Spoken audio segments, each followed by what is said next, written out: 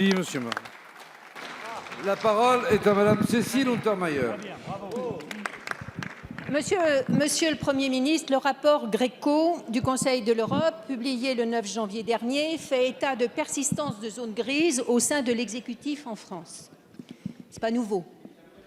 Après remaniement, votre gouvernement compte 43 ministres et conseillers d'État et potentiellement 563 conseillers.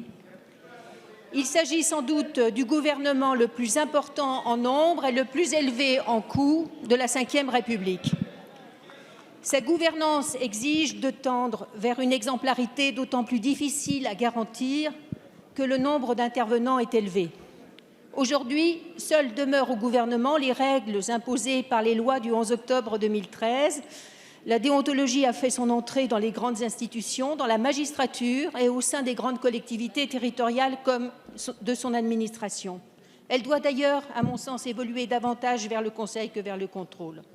En amont et en aval des obligations de déclaration d'intérêt et de patrimoine, les ministres sont confrontés aux questions, à des pressions et, comme le conseiller, méritent, comme partout ailleurs, d'être accompagnés, prévenus, conseillés par une instance déontologique.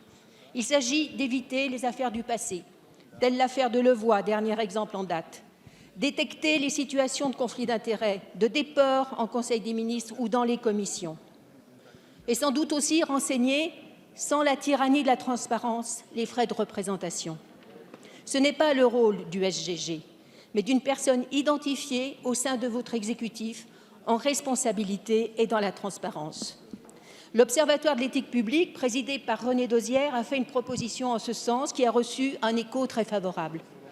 Allez-vous, Monsieur le Premier ministre, vous engager dans cette voie d'une gouvernance introduisant pour la première fois cette culture déontologique, de conseil, de prévention des risques? Elle est au demeurant essentielle à la relation de confiance avec les citoyens. Très bien, très bien. La parole est à monsieur Éric Dupond-Moretti, garde des Sceaux, ministre de la Justice.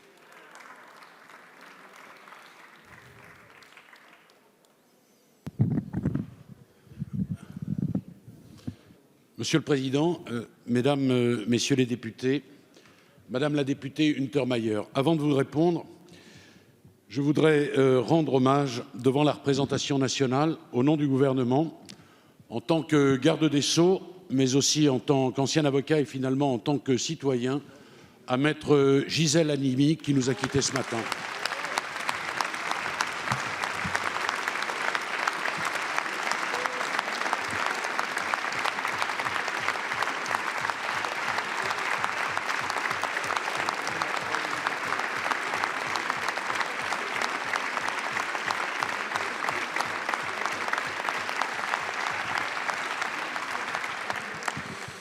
Toute sa vie, elle aura combattu, elle aura milité, elle aura, mesdames et messieurs, défendu.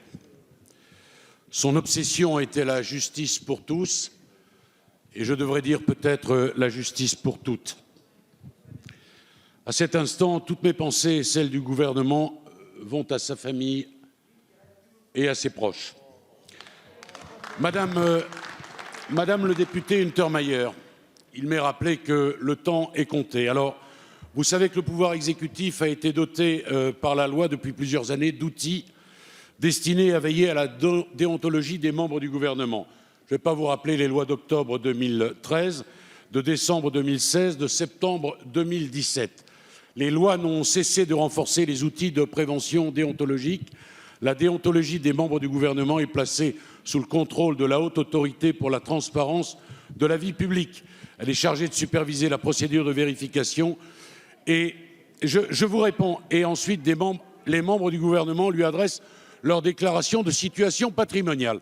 Je tiens toutefois à rappeler qu'il est nécessaire que sur ces sujets, nous réfléchissions ensemble aux limites que nous souhaitons nous fixer.